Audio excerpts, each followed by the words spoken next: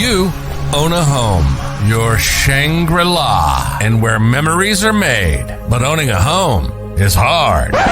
And that's where we come in. This is the Absolute Home Service Podcast. We interview local businesses to show homeowners how improvements can be made, common issues, maintenance, and everything in between.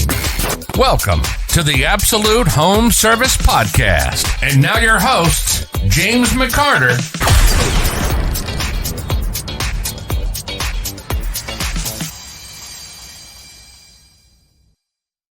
What is going on, guys? Welcome back to another episode of the Absolute Home Service Podcast. We welcome you back again. Today we have got a fantastic guest. It's one of Absolute Service's very own. We're welcoming in Mr. Carlton Cole. Carlton, man, how's it going today? How you doing, man? Oh, it's going great, James. Thanks for having me. Yeah, absolutely. So Carlton is one of our plumbing service experts here at Absolute Services, and today what he's going to be sharing with you is all of his knowledge in plumbing, right? Giving you some best practices, things to look for, things to stay away from, when to call. That way you can better take care of your home. So Carlton, what I like to do first is tell me a little bit about your background, man. Where did you come from? How did you get into this trade? Well, I'll tell you, I never thought about becoming a plumber when I was a kid. I wanted to be a rock star, but it hasn't panned out quite yet. So ended up moving from New York to Kentucky, and I was offered a gig working for Ray Hedrick, who is the director of the division of plumbing here at Absolute, and he had his own company, and I was just coming off of doing all kinds of like odd jobs, nothing serious, and I thought this was going to just be another one of them temporary gigs. But I like doing plumbing, so I stuck with it, and now I've been plumbing for over 4 years, and I really enjoy helping people. So. That's awesome. And that shows with everything that you do every single day. I mean, I hear it every time that I walk into the office, or I see it in our message, a group message when we're talking about, different reviews and stuff coming in. So it shows in your work and what you do every day. So being able to share a little bit, like, with our listeners, what are some of the common plumbing problems that homeowners should be aware of? Well, I would say a lot of times people don't know that they've got too high of pressure. So what happens is, like a dishwasher or a laundry machine, they're rated for 55 to 65 PSI. And there's been homes that I've gone in and they got 140 PSI. They're not rated for those things. And what it does is it causes stress on that equipment. And those are just two of the many pieces of equipment that use water in the house. On top of that, I would say, chlorine in the water is detrimental to a plumbing system. You don't have to look too far to find, if you take the tank lid off your toilet, and that's clean water, so you don't have to worry about, getting germs on you. But appreciate that little tidbit. Reach down in the toilet tank, if you got a black rubber seal, on the toilet tank bolts, you rub that and you'll turn the water black. I mean, that's the rubber literally disintegrating because of the chlorine. It's acidic. The water company puts it in there so bacteria doesn't grow in the water. But when it gets to your house, you really got to get that out. So those are two big things. Hard water, obviously, a big issue. It causes problems with faucets, dishwashers, Hard water is something that we really struggle with here in Kentucky.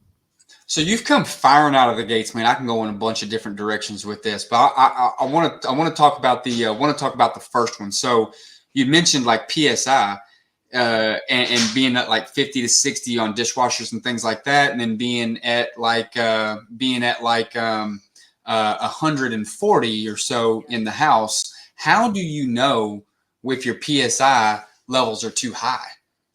Well, what you do is you can go to pretty much any hardware store, Lowe's, Home Depot. Right. You get a pressure test gauge that screws onto your outside faucet. and you screw it on there and you turn it on, and it'll tell you exactly what the PSI is coming in the house. Oh, it's very interesting. Is that something homeowners should have tested at least once or twice? That's regularly. How does that work? Well, yeah, I mean, essentially, if you've got a good home inspector that you're buying in your house, he will put that on the home inspection. And but some miss it. But it's very important to know what kind of pressure you're dealing with, not only for the dishwasher, laundry machine, all that stuff, but when it comes to expansion tanks on the water heater. What those are, it's Kentucky State Code. I don't know what the code is in Indiana, but what an expansion tank does is it relieves the pressure that builds as you heat water in the water heater. So you have to pump that up with compressed air 2 pounds less than what is coming in the house. That way it actually functions. Right. If you don't know what that pressure is, then you're pretty much, you're just putting a nice little ornament on the water heater. Right. Gotcha. So the next direction that I'd like to take that in is, the other thing that you had said in your opening statement was, acidic water, like being able to rub that little, that rubber gasket that's in the water tank. Yeah. How do you, that does not sound good, having acidic water. Sure. What do we do about that? And what kind of potential, health complications are we looking at? Well, you're right that chlorine is acidic. I mean, when you were a kid and you'd go to the public pool and you'd come home, your mom would say, hop in the shower and get that chlorine off. But what you're doing is you're rinsing the chlorine water off with chlorine water, essentially. So, Okay. a website that I use every single day on the job is ewg.org/tapwater. Now, it's an amazing resource for plumbers, but even just homeowners to know exactly what's in the water. So currently they're in 2021 still. They're going to be updating that pretty quick. But essentially what you can do is type in your zip code, pull up the water company that you use, and it's going to tell you everything that's in the water. For example, here in Radcliffe, there's arsenic in the water. And don't get me started on how that's possible, how that's allowed, but there is a legal limit to the amount of arsenic in the water. And it blows my mind, but fortunately the solution for that is going to be a water softener and a catalytic carbon filter. You beat me to it, because that was going to be my next question. But before we go to that website, can you repeat that one more time? We're gonna put that down in the description. Put the link there. That was ewg.org/tapwater. Yes, sir. Yep. Gotcha. That's a great resource. Everybody should go and check that out and kind of see what's going on in your area. So back to this water softener. Is that what you said? Well, let me just go back to EWG real quick. Got The it. cool thing about EWG is it tells you what the potential effects are in the Mm-hmm. water, and you can click on details, and it tells you everything, what the state regulations are. I mean, it's just very comprehensive. So I just wanted to let you guys know, as homeowners, you should really know what's in your water, especially if you got kids. And EWG is a great resource. Oh, absolutely. So we'll get on this water softener here real quick, but now this just has my mind racing, right? Because you talked about, which was a very great statement. I've never heard that, washing chlorine off with chlorine. That's mind-boggling. That doesn't make sense. But you wash your pets off with that water. You shower in that water. You wash your cars with that water, right? How do you fix that? And you mentioned water softeners. Sure. What's the fix? What's a water softener do? Well, I mean, a lot of people, they don't drink the water out of the tap, and they're typically drinking bottled water, which is cool. However, when you're showering Mm-hmm. and you're showering in warm water, you're essentially opening your pores and absorbing whatever chemicals are in the water through your Right. skin. Not to mention, nobody empties bottles of water into a pot to boil water with. I mean, it's just not, it's not common. I don't know anybody who does that. So when you say, If I told you that I did that, would you be like completely surprised and like taken back?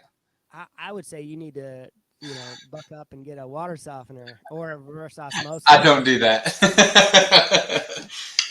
Well, but essentially, what you're feeding, what you're cooking with, Hmm. your ice maker, does that have a filter on it? A lot of them do, but they don't take out those chemicals. It's typically just a softener filter, which Right. that's something that a homeowner should really look to see how often they got to change that. But as far as water softeners, so we do a test every time we enter the house, and that test tells us how hard the water is. And so essentially, 4 grains hard is excessive hardness, and I've never been to a house that has less than 4 grains if they don't have a water softener. 8 is extremely hard, and at my house I have 11 grains hard. What happened with me was that my dishwasher, after 2 weeks, brand new dishwasher, after 2 weeks, started getting that white calcium film on my dishes, and it was an $800 dishwasher. Fortunately, I'm a plumber, so I installed it myself, saved a little money. However, I just realized what kind of tiny orifices that water passes through to get the pressure to clean my dishes. And I'm not Right. going to replace that anytime soon. So what I did was I got a water softener. On top of the fact that I realized I was absorbing those chemicals, including arsenic, through my skin. So to be completely honest with you, James, I was taking cold showers for about a month until I got that water softener, and it's not as much fun as it sounds, to be frank I with you. don't. I don't think so. I don't think I would ever intentionally do that for sure. Well, they say it's good for the brain, which I could use all the help I can get. Fortunately, now I got the water softener, so I'm back to square one. Right. Now, one thing that I've heard about these water softeners is like, and maybe you can like dispel this myth, but one thing that I've always heard about it is one of the side effects of putting them in is like your skin is like slimy. What is that? So when you've got hard water and you've got chlorine and you've got other um, when you got other chemicals, that soap, it's going to be attacking that stuff as well as trying to clean you. So when you're done with the shower, most people say that they when they dry off, their skin is that it feels more coarse. I've had a water softener now for 6 months, and it only took about a week or two before I got used to the feeling of clean, soft water. So, that soap is doing what it needs to do. And I mean, a lot of soaps have, especially feminine products, they have a lotion part in the soap, and that is actually doing what it should do. It's not having to attack all the other things that are in your water. Right. So that feeling that people are getting is they're just experiencing clean Clean water. water. Exactly. Yeah. So I always thought that when you went to hotels or something like that, because apparently they have water softeners on them, right? I always thought that when you went to a hotel and you felt like that, that something was wrong, but they're actually doing something really good and beneficial for us if we're feeling that type of stuff in there, huh? That's Yeah. that's awesome. So you mentioned putting in that water in that dishwasher, which kind of takes me into my next question. DIYers, they're Yeah. they're out there. It happens, right? Yeah. You and I are both one of them, right? So, what are some tasks that homeowners can do in their home when it relates to plumbing? Well, I would say that when it comes to commodes, you've got to be a licensed plumber to pull one and replace one. If you're a DIYer and you're going to do it, nobody's going to call 911 on you. I mean, but I would say that if you don't hook it up properly, let's say you got a bathroom upstairs. If you don't hook it up properly, you could damage a lot of things on its way down, because water follows the law of gravity, so it's gonna roll, and you'll never know where it's going to end up till it's done a lot of damage. So, but one thing I would say is a lot of the newer toilets have fluid master fill valves. And those things, I mean, if you're going to buy a new toilet, make sure it's got a fluid master. I mean, that makes my job super easy. And if I come to your house and I show you one time how to do it, you'll never call a plumber to change one again. A lot of people, they'll call a plumber because their toilet keeps filling up. And, I reach down in there and I wipe away a bunch of calcium debris. So, a lot of your plumbing issues will be solved by the softener. But to replace a fill valve, it's as simple as sliding down a a plastic collar. Shut the water off to the toilet first. Right. Then you pull the old valve out, and you slide the new one back down in there. Make sure that collar is seated back all the way, and I mean, it's good as new. Right. Sounds super simple. So with different things like that, you've mentioned a lot of different, and when you start thinking about it, this is when it like starts, just really racing through your mind on exactly how much water like appliances there are in your home. I mean, sinks, faucets, tubs, toilets, dishwashers, ice makers. Like you don't really think about all this stuff. How often? Because we all know it's super important to have it maintenance. Without maintenance, lifetimes drop dramatically. It doesn't matter what it is, right? Because you're not gonna not maintenance your body, would you? No, you're gonna get checkups. Like you're gonna get checkups on your teeth and your heart and your blood, right? Making sure that everything's working great. In the plumbing world, how often should the plumbing be inspected? Well, like a home inspector will give an inspection, and there's a lot of times I've been to homes where they've just moved in and they're having a problem with something, and they ask me, why didn't the home inspector catch that? I mean, they're not typically licensed in any particular field, and so I say, I mean, they do a broad inspection on everything. They're not Right. going to catch everything. I promise you that. Right. So I see this kind of stuff every single day. So I can come in and I can tell you all the bad and hopefully some of the good. For example, washing machine hoses. A lot of people don't know that when they get a washing machine installed, whoever installs it, I'm not going to throw anybody under the bus, but whether it's a big box store, they'll bring cheap rubber hoses. And now, if you remember what chlorine does to the rubber seals in the toilet, those rubber hoses busting, I mean, that's a 3/4 line. Those hoses busting will cause massive amounts of damage, especially if it's in an upstairs room. So for me, definitely recommend everybody gets an inspection from a licensed plumber. And I wouldn't say just anybody. I would say what Absolute does is far above most other companies I've worked for. Right. Because we don't just come in and just get blinders on and see one issue that you called about. When we come into a house, we inspect everything. And there's a lot of things that I see every single day, and that I'm going to tell you the truth, and I'm going to give you an estimate on fixing it. I'm going to give you the best possible solution that you can have to not only fix the problem that you currently have, but to prevent problems. And that estimate, is I like to think about it as an investment. Like your water softener. When you add a water softener to your system, you're not going to have to replace your dishwasher prematurely, your water heater prematurely. So the longevity of this equipment is extended because you invested in something today, preventing problems down the road. So I would say if you called Absolute or a company that takes serious, these kinds of things,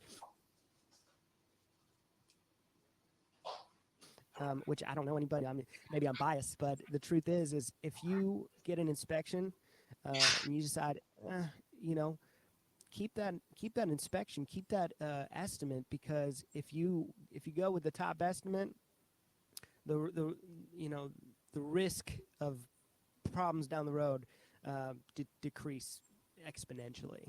That's amazing. So is it the water softener? that in itself, I mean, you've mentioned it several times now, as far as like the benefits of it, longer life on equipment and stuff like that.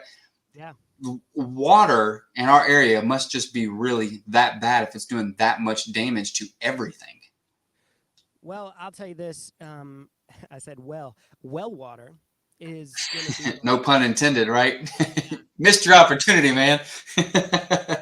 So well water is super hard water. So if you're on a well, you better be ready to change a water heater in 6 to 10 years. I mean, and that's a professional grade water heater, not a consumer grade water heater. Right. Or you can get a softener. And so I do talk about softeners a lot, and it's just because I believe in them. I've seen for myself firsthand what it does. It's not like I'm just grasping for straws trying to make something up to For sell things. sure. The truth is I have a water softener and a reverse osmosis system. So yeah, at the end of the day, if I come to your house, I'm just going to tell you the truth. And the truth is, if you've got hard water, it's going to cause issues. Uh, I couldn't agree with you more, but you just mentioned something that I think that you should probably go down that path just a little bit more. What is reverse osmosis? So reverse osmosis is a membrane, and it is a very the water that passes through it. It's such a slow process.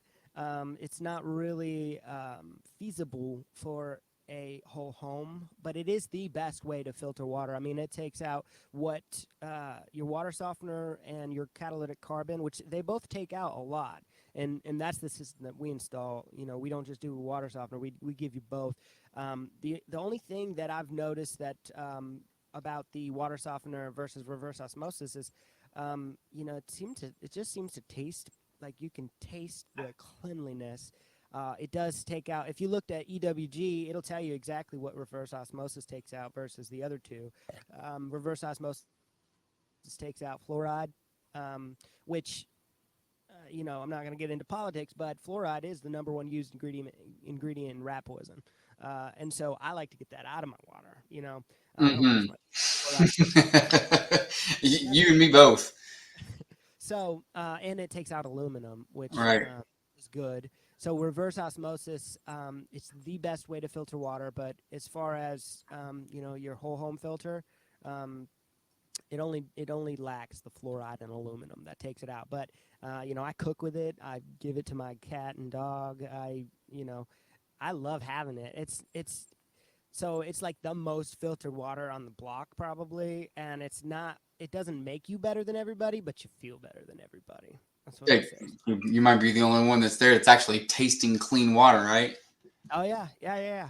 So we've talked a lot about how to prevent clean water, where to go and look for these types of things, and know what's in your water. I want to shift gears here just a little bit to another one of the common issues that you had mentioned in the very beginning.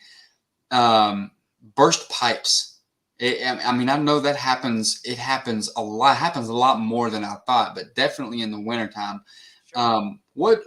What should homeowners do? Because that's not something that's like, you can look at your tire on your car and see that it's going bald, and you know that something's getting ready to happen. Burst Yeah. pipes, like that's just like out of nowhere, right? So what should a homeowner do if they have a burst pipe?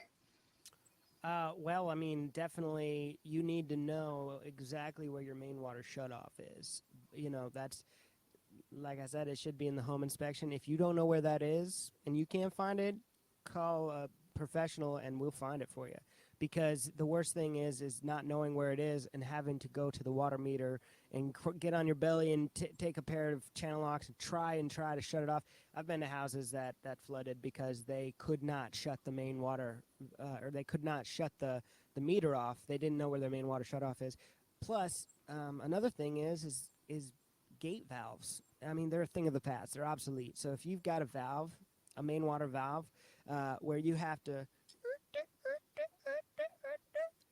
Oh, shut we it got some off. sound effects. Yeah, that's right. Then those things are I mean, we don't use them anymore. They What kind of are. valves do you use? We use ball valves, and Okay. we use ball valves on everything now. I mean, That's just like the ones that have like the just a quarter turn on them or something like that, right? ball valves. Yeah, Gotcha. and so if you've got a gate valve, chances are, it was installed 30, 40 years ago. Hmm. And at that point, talking about hardness, talking about the rubber seals going bad when it comes to the chlorine in the water. I mean, those things, I a couple weeks ago, actually, I was trying to shut one off and it broke. Fortunately, I have a meter key, so I went and shut the water off, cleaned it up, no damage done. But they leak more often than not. So you tighten the pack nut, making it harder to shut off the next time. I mean, that is the first thing that I look for when I walk in a house is your main water shut off. So you need to know where it is. If you Right. don't, if you don't have one, some people don't have one. We can come in and we can run a line in a closet or somewhere where the main is in the house. You can shut it off, and we use PEX because PEX will expand to 10 times its size before it busts. Another thing homeowners don't realize, and you know, it's it's kind of funny because when you've got an outside faucet, it says do not leave the hose connected during cold weather months Right. because it will cause it to freeze and bust. A outside faucet, the ones that are Kentucky State Code now, they have a vacuum breaker on it. So when you turn it on, it shoots a rubber seal up and it lets the water come out just the one direction. And once you shut it off, that rubber seal drops, giving it a vent to drain all that water out.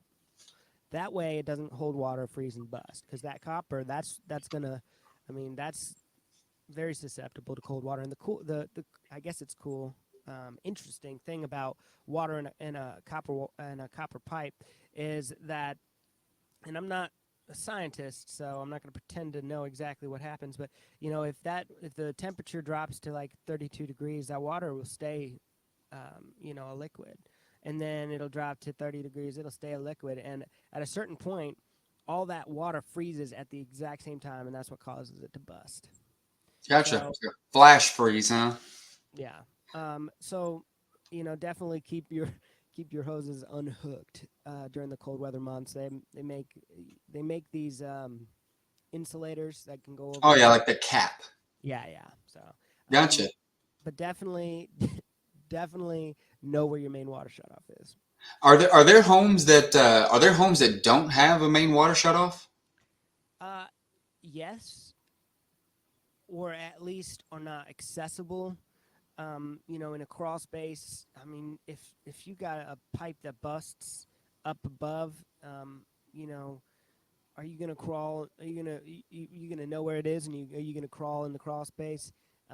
No. I've The answer is no, Carlton. Stuff lives down there, and it's not me. yeah, yeah, yeah.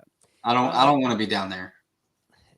I get the pleasure of crawling in crawl spaces, but uh, I would say 99% of homes have main water shutoffs inside the house. And if you don't, you need to have one put in so that if an emergency happens, every time you have a water emergency, you know, a pipe busting or something of that nature, you need to know where that main water shutoff Yeah, is. you wanna be able, because I imagine, right? Like I just see it like in the movies, like what was that movie with the little kid with Kevin McAllister, Home Alone, when they flooded the basement, right? It's Yeah. water everywhere, just busting, blowing at like 5,000 miles an hour. That's just kind of what I see, right? So If that was the me, there longer wouldn't. that goes, the more damage it's going to do. My I dad think would. I cut you off. What was you saying on that part? I said if that was me, there wouldn't have been a Home Alone 2. My dad would have killed me. Yeah, no, Home Alone too. So, all this is going to start happening, right? You're going to get leaks. You're going to get, hey, I just saw something too. I'm going to squirrel here for a second. This is kind of funny, and I'm going to see if yours has it. This bottle of water that I'm drinking says processed by reverse osmosis on it. Sure. So is that why this water is better than what's going to come out of my faucet? Yeah, I mean, you're when these bottled waters. I mean, that's probably all bottled in the same spot, but reverse osmosis is going to be the best. And so Right. the cool thing about reverse osmosis systems, at least the ones we install, is that you can actually add a mineral filter at the end, putting the minerals back in for, I mean, minerals are good for you. The good So minerals, putting the good minerals back in, right? yeah, yeah.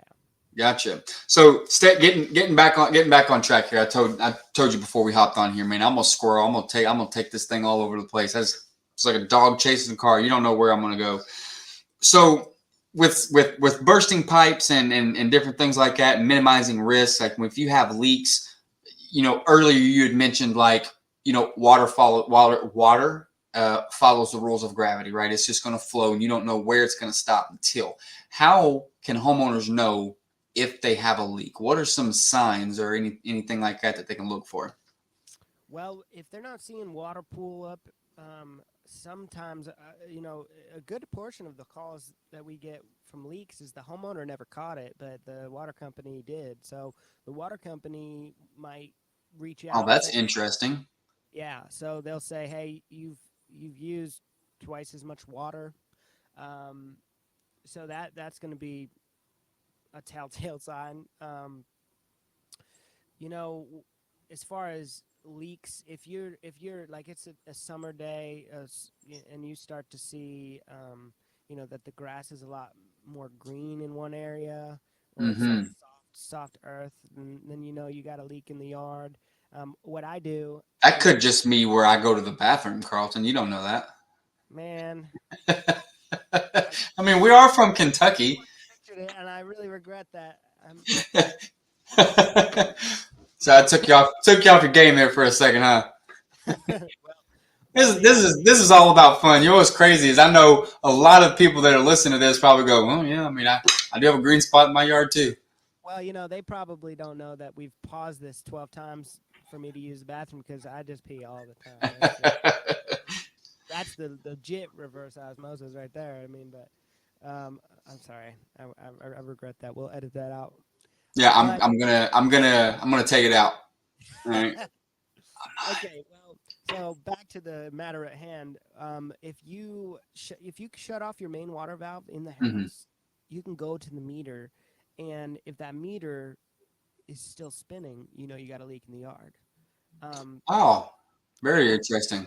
that's definitely one way to. And if you notice your toilet fills up and runs a lot when nobody's used it, you may have a bad seal, or like that calcium has built up between the float and the fill valve, Yeah. and it's not able to, and so that's a common issue. Yeah, and I would say copper piping under a house, it was the thing to use back in the day, but now, if you've got old copper piping, you probably want to think about, getting that replaced with PEX, because it's going to last a lot longer. A lot of times I'll go into a home and they've got a 15-year-old water heater, and I tell them, hey, so, we can change this today, or you can wait till it goes out, call us, and it might be a day or two before we can get out to you. You take a couple cold showers. It's not a matter of if this water heater is going to go out. It's a matter of when, and it's always at the Sure. worst. Right. So as far as preventing leaks, if you've got copper pipes, my suggestion would be consider replacing it with PEX. Right. So like, it's funny that you mentioned that. I didn't have copper. I had one older than that. So this had the house that we were in before this one. We remodeled it. Right. It was Yeah. built in like 1950, 1960 or somewhere around in there. It had like that old clay, like that terracotta pipe in it. Oh, for the drain lines. Yes. Yeah. Yeah, you're right. Not the incoming water, the drain. Oh my gosh, that stuff was. I mean, the roots grew through it so like Yeah. easy. It just breaks it so brittle and pushes it out of the way. Right. So Um. so it's organic. and that's why roots can Mm-hmm. penetrate it. And once the roots start, I mean, there's no going back from that. They've found their water source. They're gonna you know continue that same spot. And so I mean, at that point, you have really two options. Well, you have three. You can keep calling a plumber out once a year to rip those roots out. Or you can have it dug up, which is expensive, but also destroys your yard. Um, that's one way to do it. But the new thing that Absolute does, which I mean, I've never been at a company that's done this. It saves your yard by lining the existing, well, whether it's terracotta or cast iron, it lines it with plastic, creating a smooth surface, and I mean sealing up all those cracks, preventing, like I said, preventing you from having to dig up your yard. It's a super cool process that we're gonna. I mean, we've been doing a lot more of that, and so if you've got roots, they're gonna keep coming. So Is that obviously I'm not in the plumbing department, but I hear you guys talk about it quite a bit. Is that the trench list that they talk about? yeah, I don't know what the technical name is. We've got Hmm. two divisions. One is drain cleaners, and I'm the team lead for the service experts. Um, and I don't know what they call it, but I guess they call it pipelining. Is what they Right, call it. gotcha. Well, I mean, and I've seen a lot of videos and stuff on it, just Yeah, because hearing it, you know how our phones are. They're always listening to us and tailor the ads to what we're listening to. So I've seen those videos of them like pushing it down through the pipe, and it just comes like popping out, and then they like saw it off. It looks like a very very cool process, but when I was talking to Ray about it, and he had just mentioned about something that me not being in that particular trade, not really thinking about it, I was like, man, that sounds great. Like he was talking about, like, if you have it bust underneath like a house, or like a slab, or underneath a concrete patio outside, or under things that you don't want to dig up, driveways or whatever the case may be. Now you don't have to bust all that stuff up. You can go down through there and then just reline the pipe. And I'm like, no way. And he starts showing me pictures. I'm like, okay, yes way. That's a very very interesting process. But and just innovative. oh yeah, go ahead. Yeah, well, I mean, it's innovative. I mean, it's not been out for very long, and as far as I know, Absolute is one of the only companies that offer pipelining. Right. Yeah. Well, I mean, I know that probably keeps that department busy. That's for sure. I mean, it's one of those things that I've got people that I know that's up in like New Jersey, Pennsylvania area, that is huge up there, because their city is Yeah, built on concrete. It's built on concrete, right? So I know of people that do that. I just never really looked into it too much. But Carlton, earlier you mentioned, like, it's not when you have to replace your water heater, or it's not if, it's when, right? And yeah. looking at PECs and different things like that. So how what are some things that homeowners can do to prolong the life of the water heater? I know one. Give me a gold star. Ready? Okay, yeah. Tell me, you Call said you drill. and let you come out there and Yeah, inspect it.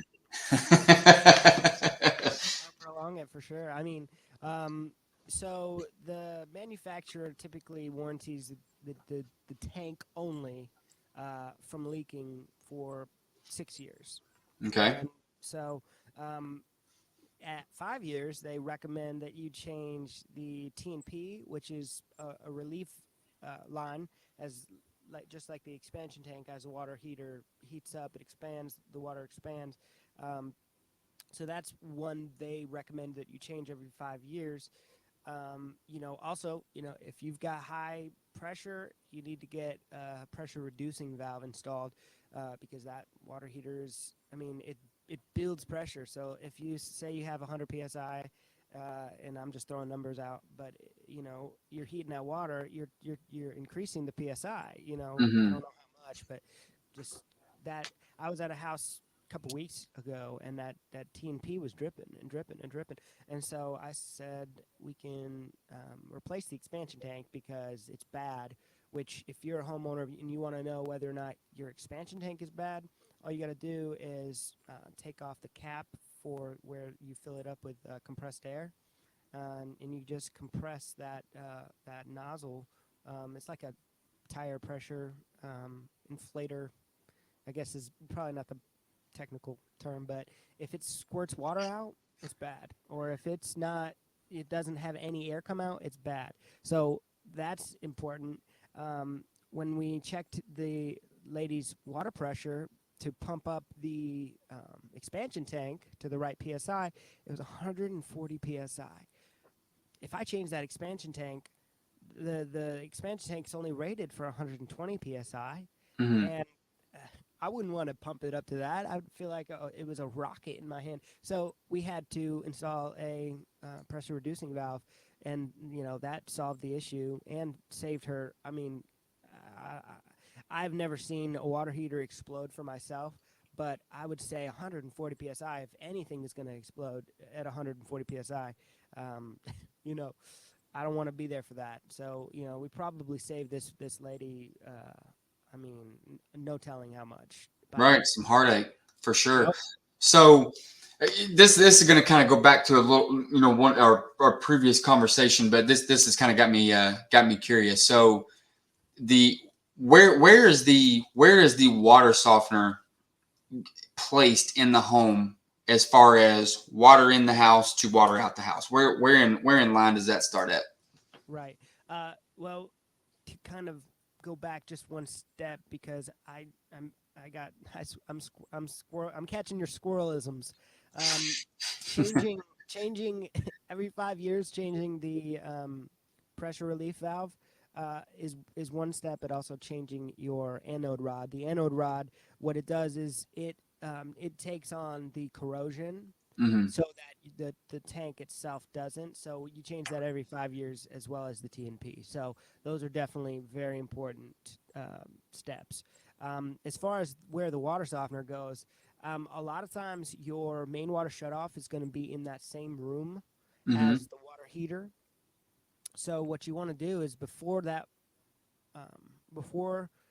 water goes anywhere, whether it be an outside faucet or into the water heater, before any of that, you want to tie on right there. You want to. Oh, so it's your first point of contact. Absolutely, yeah. I mean, if you've got the water heater, tied on first, I mean, that's where that scale is going to build up. Hot water is what creates that scale more than anything else. Right. You want that water going into the water heater to be soft. Right. Extending the life of that, extending the life of everything that uses hot water. So that's Right. going to be the first thing, and what we got to do is, we just have to have an outlet in that room. It's not a high voltage system. It's just, just kind of like a phone charger. That's all it needs. The system that we install is Novo. It's from the Canister Group. It's the number one installed water softener system in North America. And it's an upflow. It's just a super efficient. It saves 2,000 gallons of water every single year. It only has to flush every week or week and a half. Not to mention it uses a lot less salt than your standard, Lowe's or Home Depot water softener. Right. And if we install it, we're going to bring a year's worth of salt for you. So it's going to go in that. Typically, it's going to go in that water heater closet with a floor drain because it's going to have to have a drain. But I mean, we'd have to see what you got going on at the house. Gotcha. Give us a call, right? Yeah, give us a call. So talking about, water heaters, the new thing now is these tankless water heaters, right? What's the advantages or disadvantages over from a tankless water heater versus a traditional like storage tank water heater? Well, the biggest thing is going to be the energy savings. When you've got a standard tank water heater, let's say 50 gallon, what you're doing is it's going to increase the temperature of that water till it gets to a certain temperature. 120 degrees is considered hot water. So, and no matter whether you're using that water or not, it's going to keep that temperature using Mm-hmm. electricity. So while you're sleeping, your water's staying hot. So um, versus a tankless water heater, it heats the water as it goes through. I mean, so the advantage is just, I mean, energy savings for one. Typically, we like to see a gas water heater to replace it with a gas tankless, Mm-hmm. um, because the electric tankless they make them, and I mean, I haven't heard much negativity about them, but you have to have 40 amp breakers going to that water heater. You have to have you know, three 40 amp breakers dedicated for that. And so that almost always means that you're going to have to pay an electrician to do that. So, you know, that's a big energy draw as well. But I guess the disadvantage is that, if you got a tankless, you have to condition the water, aka water softener. If you don't condition the water, it very well could void the warranty, especially if you've got high hardness. Mm-hmm. So that there's an additional cost there. But I mean, I've never gone and uninstalled one. I mean, I've only installed them. Nobody's ever been like, get this thing out of my house. Right. People just love them. So How big are they? so I mean, I guess probably 24 inches wide, and probably I think like 18 inches deep. I would say probably, you know, 32 inches tall. Oh, So they're much smaller than like a regular water heater. yeah, and that's a benefit right there. I mean, Huh. if you got a small house and you've got a closet being taken up by a water heater, I mean, you're going to be getting a lot of room back.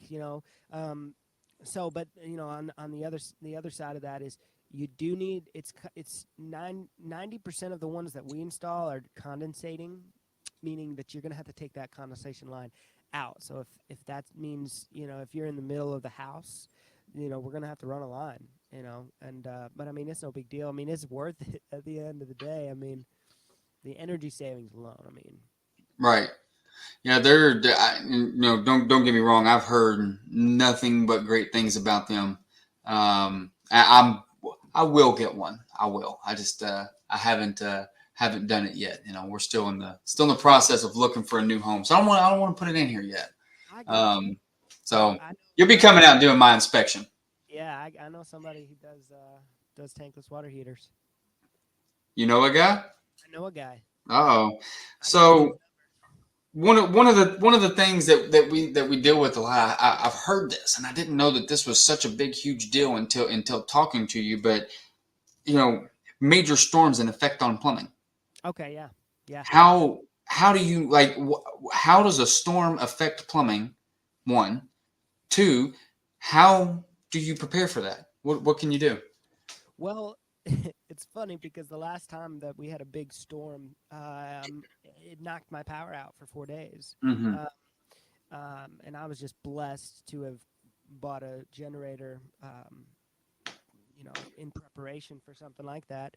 But I remember um, my wife had just gotten out of the bathroom and she's like, "Hey, you know, am I allowed? Can I flush that toilet because the electricity's out?"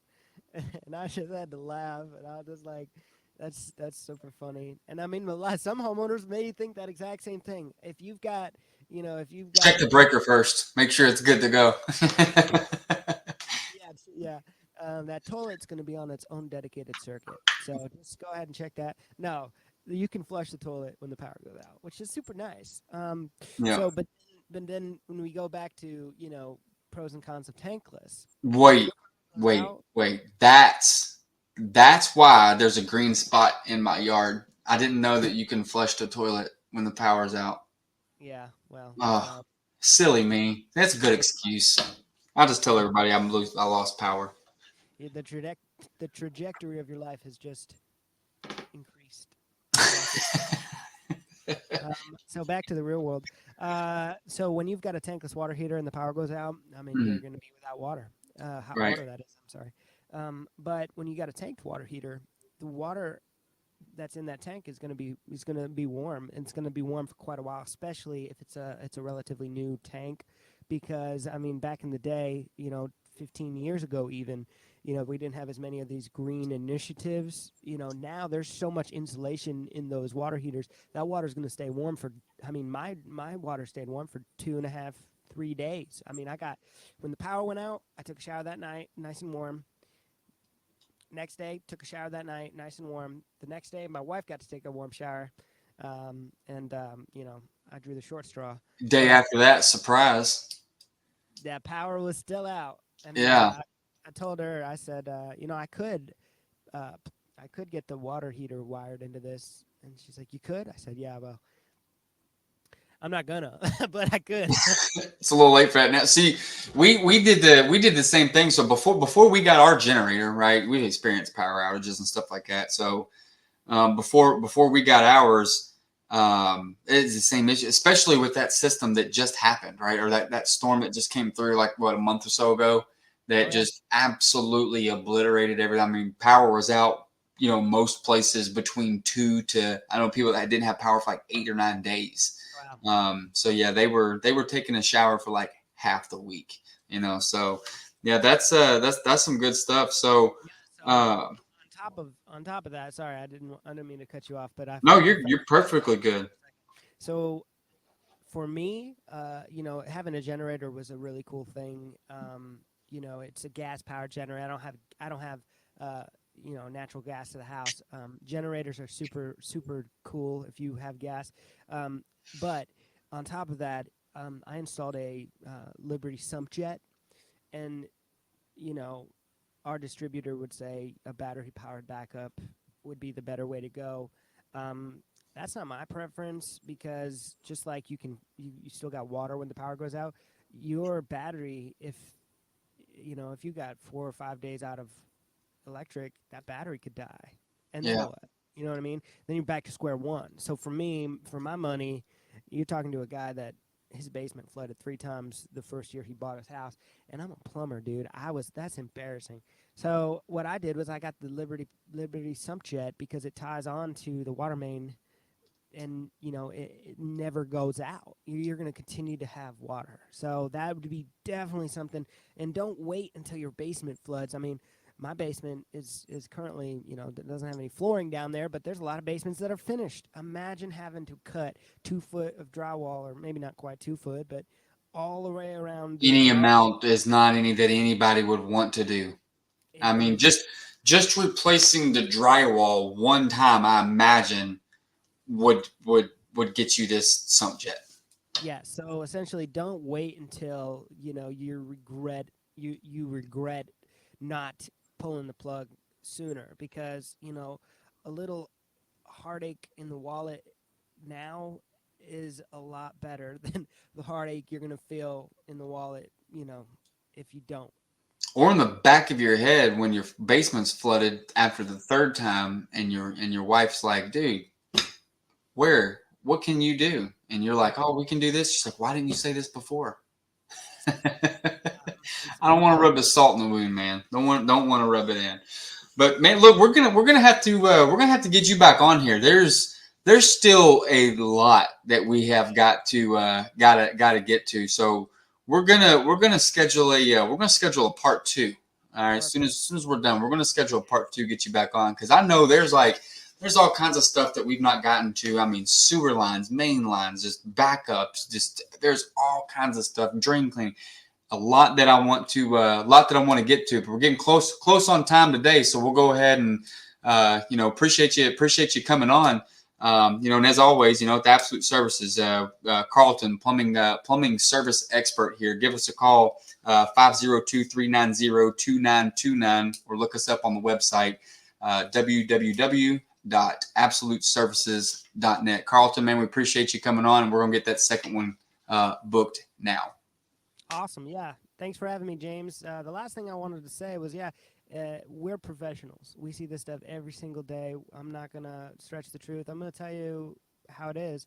So if you want your problem fixed, you can call any plumber. But if you want a solution to problems you don't even know you had, that's where you call us. We're going to take care of you because we're absolute. Couldn't have said it any better, man. Mic drop. I'm sure you could have.